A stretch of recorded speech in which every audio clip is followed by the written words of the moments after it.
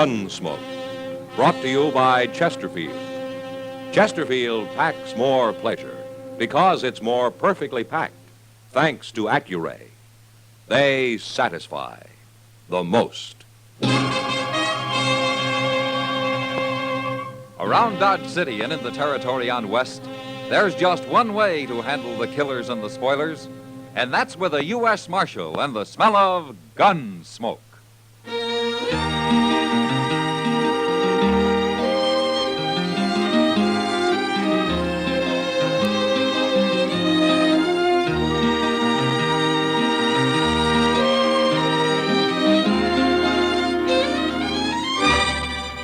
Gunsmoke, starring William Conrad, the transcribed story of the violence that moved west with young America, and the story of a man who moved with it. I'm that man, Matt Dillon, United States Marshal. The first man they look for and the last they want to meet. It's a chancy job, and it makes a man watchful and a little lonely.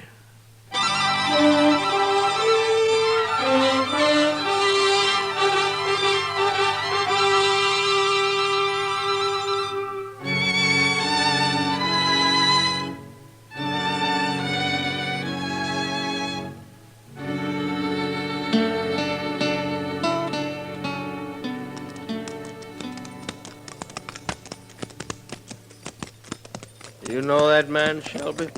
No. Looks like some kind of tenderfoot to me. Who else is camping a grove of trees, cut no water? You have a little talk with him.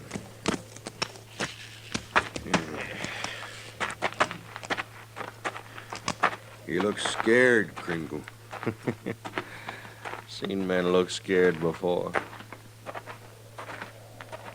Hello, mister. Oh? Camped here all alone? Yeah, scouting around for some homestead land. Good-looking horse you got over there. He seems to be a good horse. He's awful young. I think I'll take a look at him. Sure. What you men doing out here? Oh, you just ride around. We scout for things, too. Land?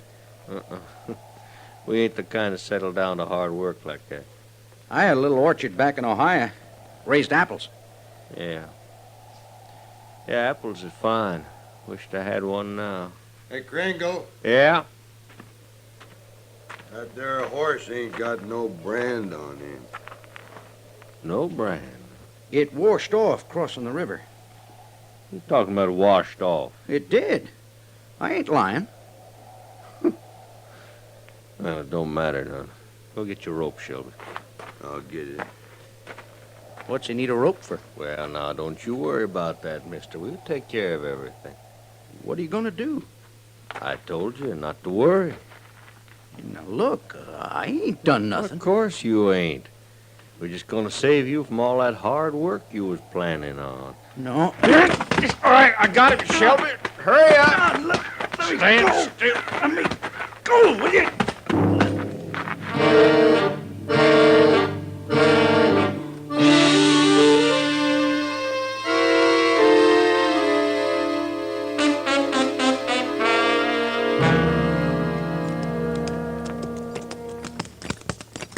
Maybe there's water in this grove, Mr. Dillon. Well, if there is, somebody's dug a well, Chester. Oh, you been here before? I've passed by. I swear I'm gonna start toting me a water bag. That's the easy way, Chester. Bet it is. Yeah, somebody's had a campfire here recently. Yesterday sometime, I'd say. Yeah. That big rain last night washed out all the prints. It sure did. Doggone it, there's gotta be a spring here somewhere. I'm gonna take a look. You're wasting your time, Chester. I don't mind. I never saw a man who needed the comforts of home more than he does.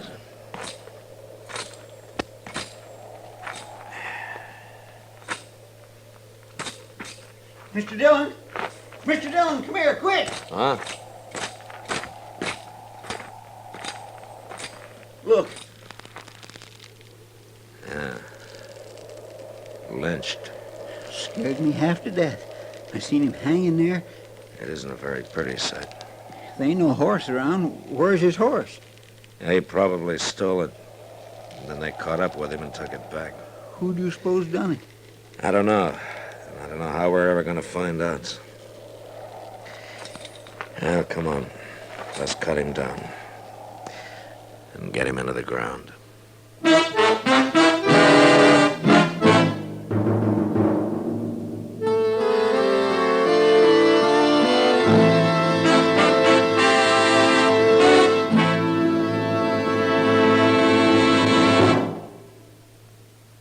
Introducing one of the country's best-known jazz musicians and arrangers, Mr. Bobby Haggart. How about whistling along with him?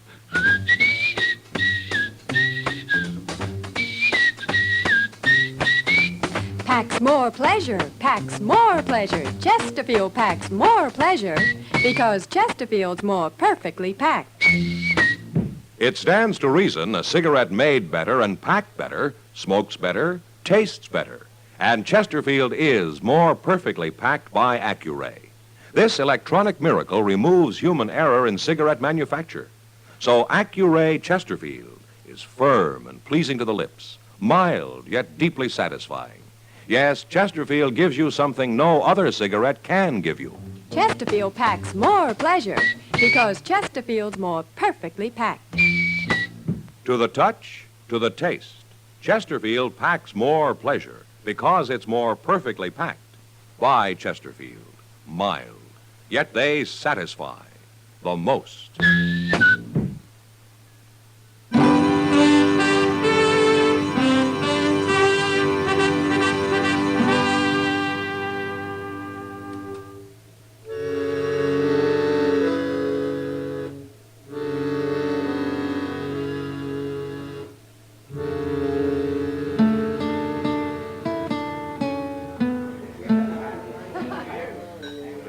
Matt, I don't know what I'd do if I rode into a grove of trees and found a man hanging there. Well, I hope it never happens, Kitty. How can men do such things? It's easy. For some men. I hope you catch him. I'd like to, Kitty. Who was he, Matt? We found an envelope on him. His name was Hank Blennis. Must have been a newcomer. I never heard of him. Well, he wasn't wanted by the law that I know of. But I guess he was a horse thief, all right. They wouldn't have lynched him otherwise, would they? No, Then why don't you find out who's had a horse stolen recently? they wouldn't likely be talking about it now, Kitty. Well, things could be worse, Matt. No, what do you mean? Suppose there wasn't any law at all. Then people wouldn't even have to hide what they do. Now at least they know they're doing wrong. Well, that doesn't seem to stop him much. Marshal Dillon? Yeah. My name's Charlie Drain, Marshal. Oh? I run cattle up north on the Republican River.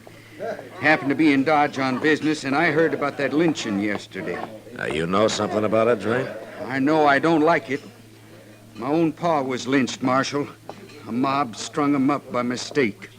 I was just a boy, but I seen him do it, and it's laid in my mind ever since. Yeah, I can understand that.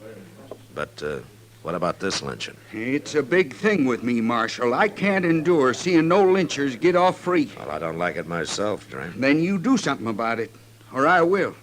Now, Matt,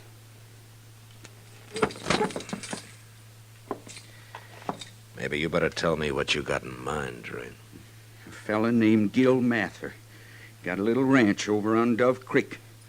I've heard round and about that he's had a horse or two stole recently, and I've heard that he's talked to hanging whoever stole him.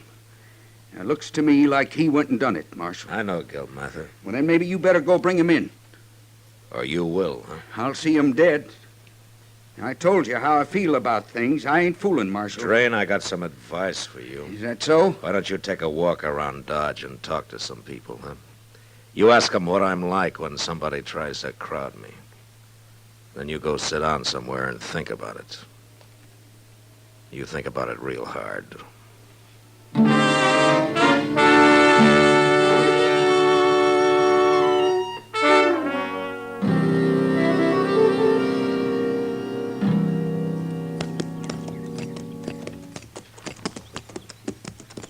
Now, I didn't know Gil Mather was married, Mr. Dillon. He isn't, Chester. Well, then who's that boy in the corral yonder feeding his horses? That's Billy Driscoll. He works for Mather off and on. Oh.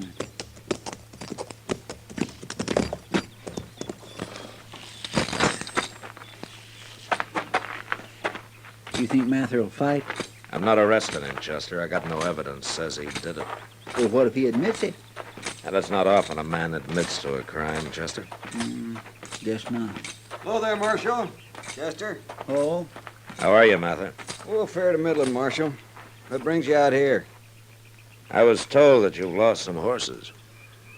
I didn't lose them, Marshal. They was stole. 3 of them now. Any idea who's been doing it? If I knew, there'd be a man hanging from a limb somewheres. There was one, Mather. Right? About 20 miles north of here, a man called Hank Blennis. Was he a horse thief? Probably. Who hung him? Some people think maybe you did. No. No, it wasn't me. But horse thieves has got to be hung, Marshal. Mather Blennis was lynched Thursday. Where were you then? You questioning my word, Marshal? Where were you? Marshal, you got any evidence, you come arrest me. Meantime, I got work to do. Contrary, ain't he, Mr. Dillon? Yeah. It sure looks to me like he's hiding something. Well, I can't arrest him for that. Come on, let's get back to town.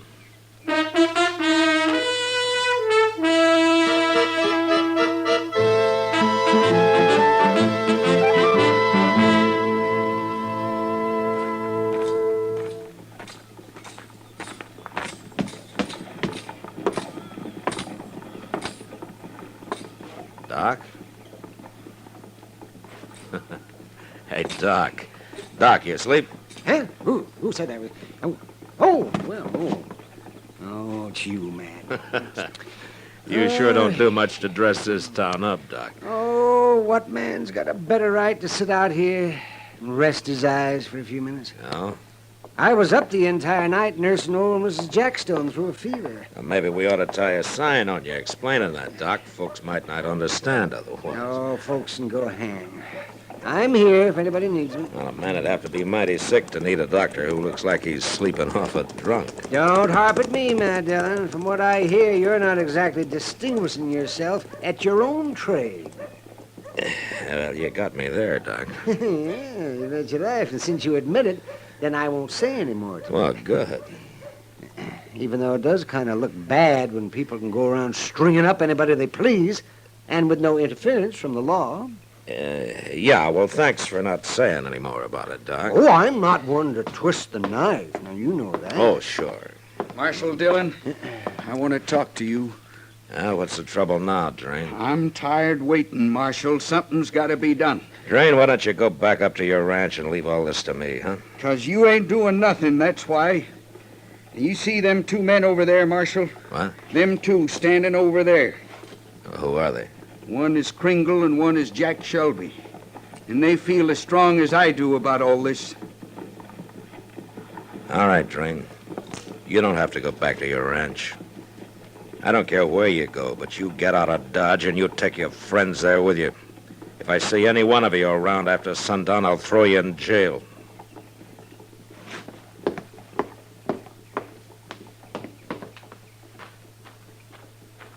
I take it back, joking you, Matt.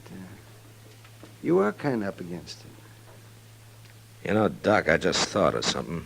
Eh? What?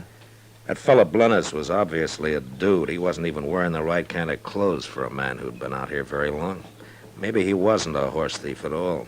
Then why would anybody lynch him? And I'm going over to the stable, Doc. Maybe Moss Grimmick can help me.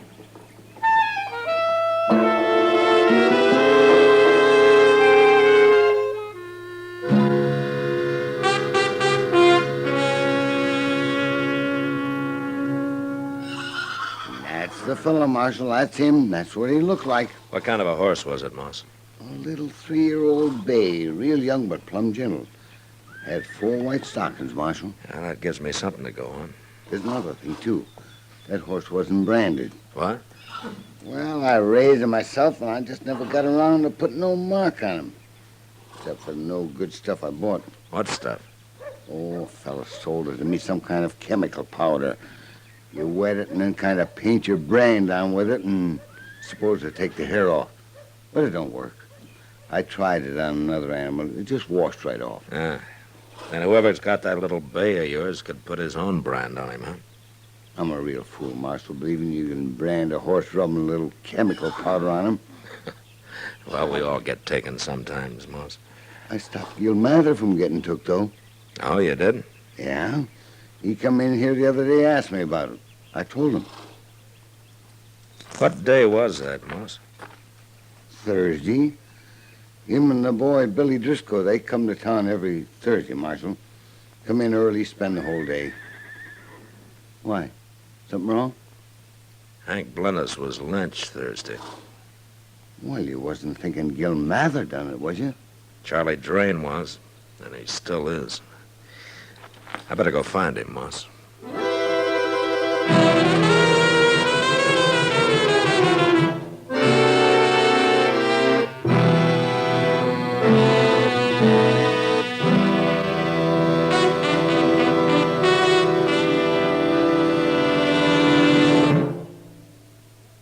Say, where are you listening to Gunsmoke?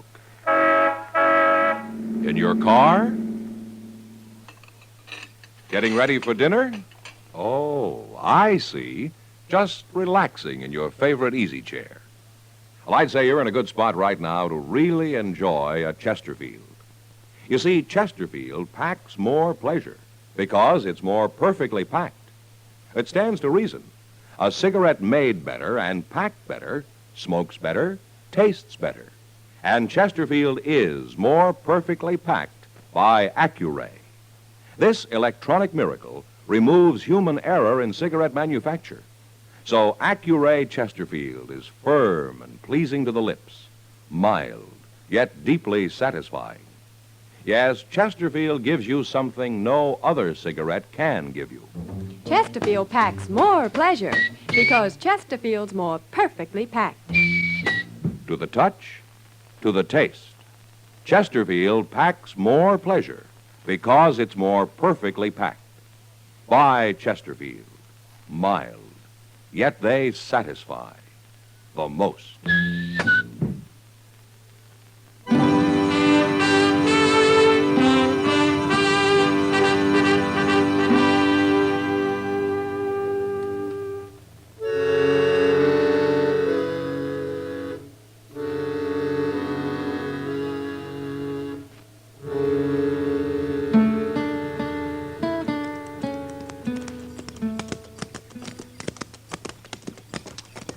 I don't see nobody around at all, Mr. Dillon. Maybe they're in the house, Chester.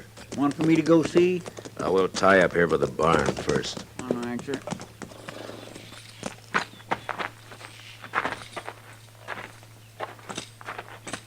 Could be Mather and the boys eating their dinner, Mr. Dillon. At least you hope so, huh? Well, any man gets a little hungry now and then.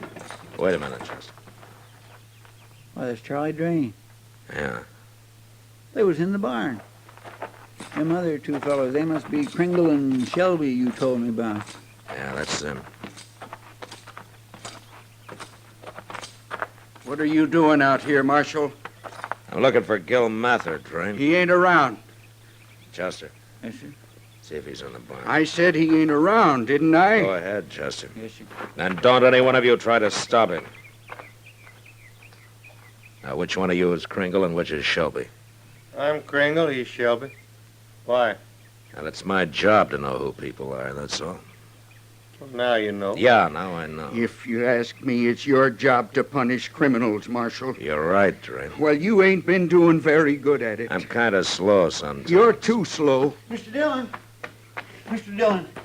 They're in there. Gil Mather and the boy, both of them. Don't stand in front of me, Chester. They're dead.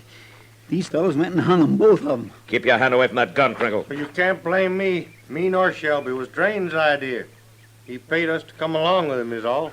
Billy was just a kid. Why'd they have to hang him for? So he was a kid. He was keeping mighty bad company, now wasn't he? Drain, both the boy and Gil Mather were in Dodge the day Hank Blennis was lynched. Are you sure of that? There are witnesses. I don't want no more part of this. Come on, Shelby. Hold it, Kringle. Well, You ain't stopping me, Marshal. Is that your bay horse over there? With the 4 white stockings? What about it? It's pretty smart of you to lynch a man rather than shoot him when you go to steal his horse. What are you saying, Marshal? They hung Blennis Strain. I guess they figured helping you with Mather and the boy would put everybody off their track. So they lynched him. They done it. Why, you dirty dogs!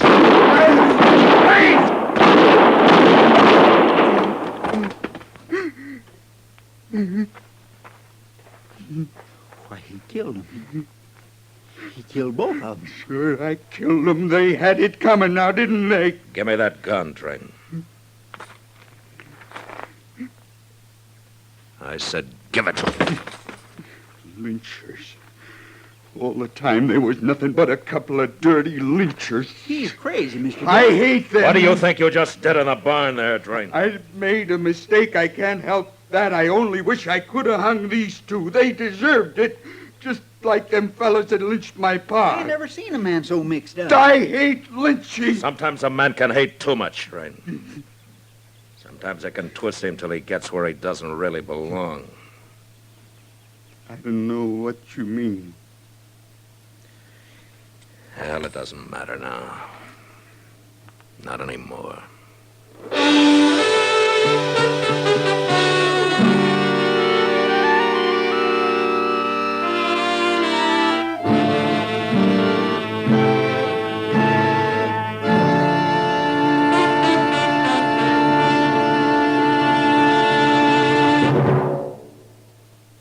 In a moment, our star, William Conrad.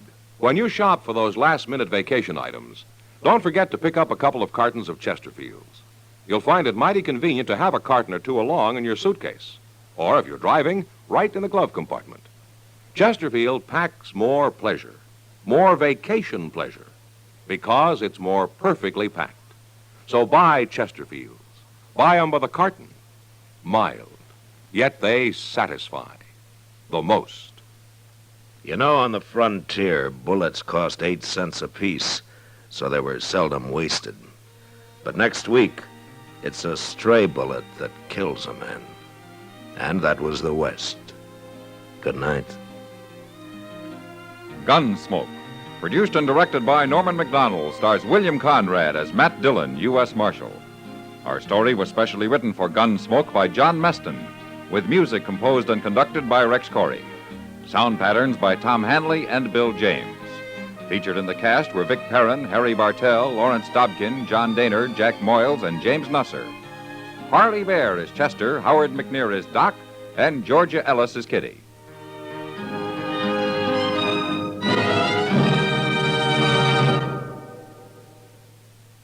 Live modern. Smoke L&M. Live modern. Change to L&M. Yes, have an L&M. No other cigarette you can buy, plain or filter, gives you the full, exciting flavor you get through the pure white L&M Miracle Tip. Through the modern Miracle Tip, L&M tastes richer, smokes cleaner, draws easier. So light up, free up, let your taste come alive. Live modern. Smoke L&M. Join us again next week for another specially transcribed story on Gunsmoke.